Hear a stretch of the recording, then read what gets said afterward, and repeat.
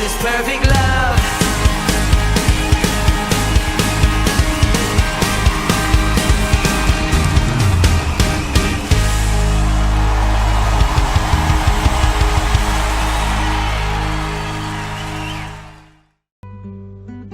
Shalom Bapak Ibu Saudaraku yang terkasih di dalam Tuhan.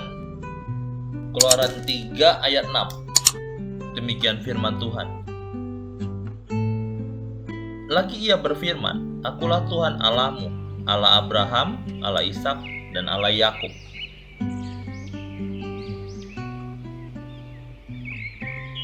Bapak Ibu Saudaraku yang terkasih, betapa bangganya Allah menyatakan dirinya sebagai Allah Abraham, Ishak, dan Yakub.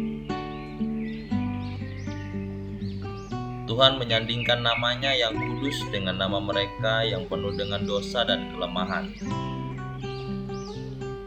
Dari sini kita dapat melihat bahwa Tuhan memang memberikan dirinya agar manusia dapat mengenalnya dengan benar dari dekat. Dengan kasih setianya yang besar, Tuhan mengambil Abraham untuk menjadi akar kehidupan dari semua orang beriman.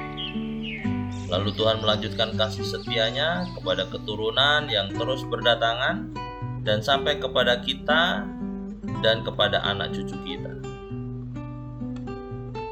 Seperti yang tertulis di dalam Galatia 3 ayat 29. Dikatakan, dan jikalau kamu adalah milik Kristus, maka kamu adalah keturunan Abraham dan berhak menerima janji Allah. Lalu mengapa Abraham? Mengapa pada awalnya ia menyandingkan namanya dengan Abraham? Padahal ada banyak nama lainnya. Misalnya Nuh, yang memang hidup saleh dan bahkan bergaul dengan Tuhan. Bahkan mengerjakan dengan tepat apa yang Tuhan perintahkan kepadanya. Ternyata Allah memilih Abraham karena ia adalah orang yang mempercayainya tanpa syarat.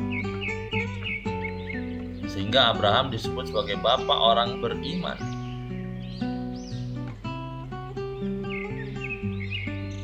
Abraham adalah seseorang yang tetap percaya, bahkan sekalipun tidak ada dasar untuk berharap.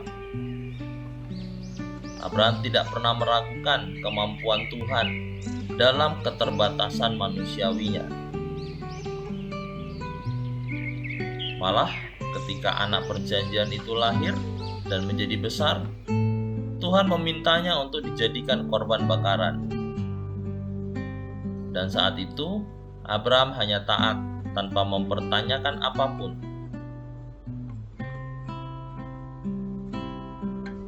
Itulah sebabnya Allah tidak ragu menyatukan nama Abraham dengan keilahiannya.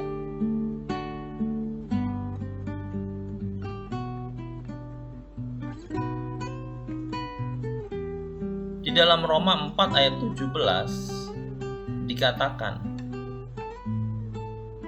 seperti ada tertulis, Engkau telah kutetapkan menjadi bapa banyak bangsa di hadapan Allah yang kepadanya ia percaya. Itu Allah yang menghidupkan orang mati dan yang menjadikan dengan firman-Nya apa yang tidak ada menjadi ada.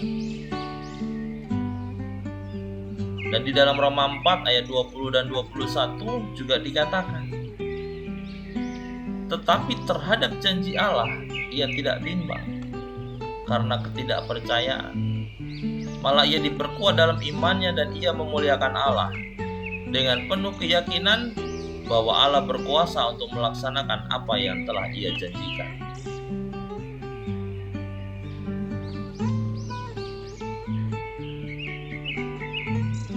Bapak Ibu Saudaraku, Abraham dibenarkan bukan karena melakukan hukum yang tertulis, tetapi karena Abraham begitu mempercayai Allah tanpa syarat.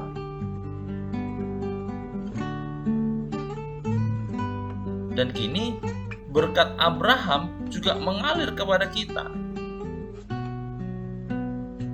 Seperti janjinya yang tertulis di dalam Kejadian 12 ayat 2 dan 3. dikatakan, "Aku akan membuat engkau menjadi bangsa yang besar dan memberkati engkau serta membuat namamu masyhur, dan engkau akan menjadi berkat. Aku akan memberkati orang-orang yang memberkati engkau dan mengutuk orang-orang yang mengutuk engkau.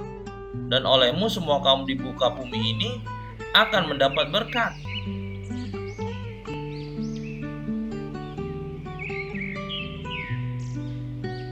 Janji Tuhan sudah diberikan kepada kita, dan bagian kita adalah meraihnya. Lalu bagaimana cara meraih janji yang Tuhan berikan itu? Yaitu dengan hidup oleh iman kepada Kristus dengan tanpa ragu, dan tetap percaya sekalipun mustahil, dan semakin mengasihi walaupun yang diharapkan belum terwujud.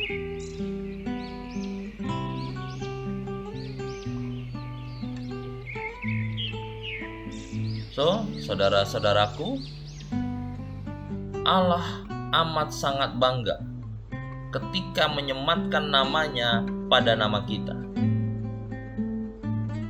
sehingga kita diangkat dan kita dilayakkan sebagai umat kepunyaan Allah.